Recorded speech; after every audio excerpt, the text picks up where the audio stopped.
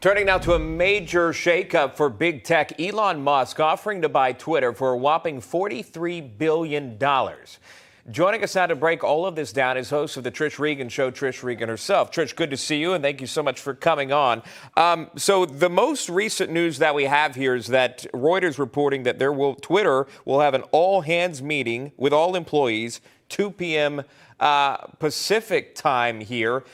Do you think Elon Musk can pull this off? I think he can. I don't think the board is really going to have any other decision on this one unless there's another suitor that we don't know about waiting in the wings. You're talking about a significant premium on share prices, right? I mean, if you look back to the day before Elon Musk purchased his 9.2% stake in the company, it was roughly, about a 54% premium that we're talking about, what he's offering at $54.20 a share.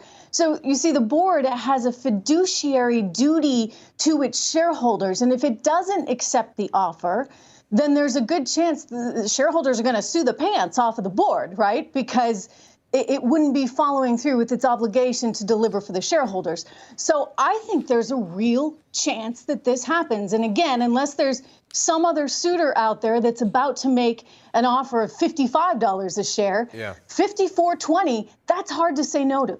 Yeah, and one of the things that Musk noted in his tweet was that if this is his final offer, by the way, and if it doesn't go through, he would reconsider being a shareholder. Trish, what would that mean for Twitter and other shareholders?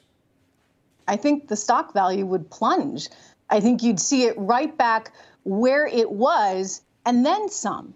Because Elon Musk is offering a lot of promise here, even if he doesn't buy the whole company. The fact that he's got a 9.2% stake means he has some say, right? He can agitate, even if he's not on the board, he can still agitate and try and push the company in certain directions. This is a company that really, just hasn't done a lot with what it has. It has grown its user base, but they haven't figured out how to monetize that. Right. On top of that, you got the whole thing going on with this restriction of freedom of speech which Elon Musk clearly cares about. Yeah. And he points that out about our freedom of speech being so intrinsic to the state of our democracy, and he wants to protect that. So there's a merger here, I think, of capitalism, right? Yeah. Being able to help grow the company while simultaneously really furthering the interests of our democracy and protecting our First Amendment. And whoever can get that right, wow, that's going to be really revolutionary. Final question for you. Trish, what's trending right now on Twitter